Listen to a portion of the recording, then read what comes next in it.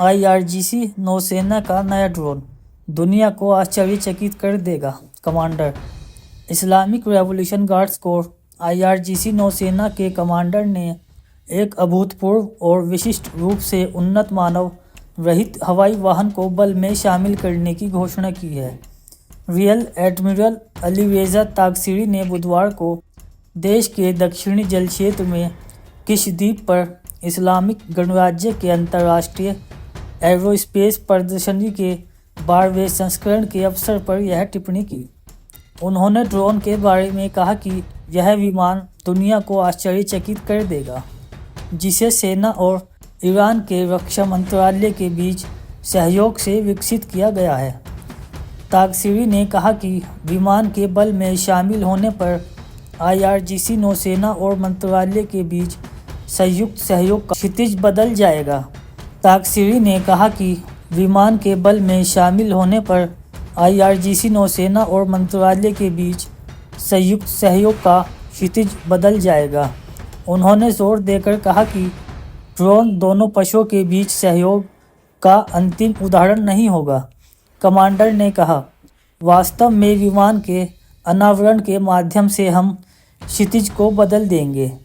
जनवरी में IRGC और ईरानी नौसेना ने 20 देशव्यापी सैन्य अभ्यासों में कई ड्रोन और अन्य रक्षात्मक हार्डवेयर का इस्तेमाल किया था। एक महीने बाद कोर की ग्राउंड फोर्स को अत्याधुनिक प्रौद्योगिकियों से युक्त परिष्कृत घरेलू कामिकोज और लड़ाकू मानवरहित हवाई वाहन प्राप्त हुए।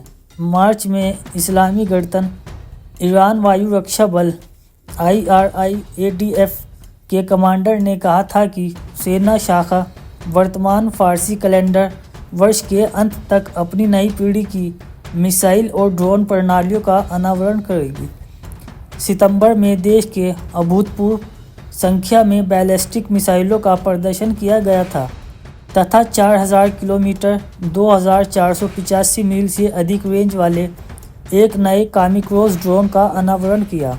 इस माह के प्रारंभ में ईरानी नौसेना के कमांडर ने क्षेत्रीय जल क्षेत्र में भ्रमण करने वाले अमेरिकी युद्धपोत पर बल की व्यापक निगरानी की सराहना की थी। रियल एडमिरल शाहराम ईरानी ने उस समय कहा था, क्षेत्र में मौजूद अमेरिकी विमानवाहक पोत और 16 विध्वंसक और फ्रिगेट पर हमारे टोही ड्रोन लगातार नज़र रख रहे हैं। उन्होंने युद्धपोतों का जिक्र करते हुए कहा, हम उनके सिर के ऊपर हैं। पिछले वर्षों के दौरान IRGC के UAV ने कई अवसरों पर फारस की खाड़ी के जल क्षेत्र में अमेरिकी विमानवाहक के पोतों के अत्यंत सटीक फोटोज भी कैद किए हैं।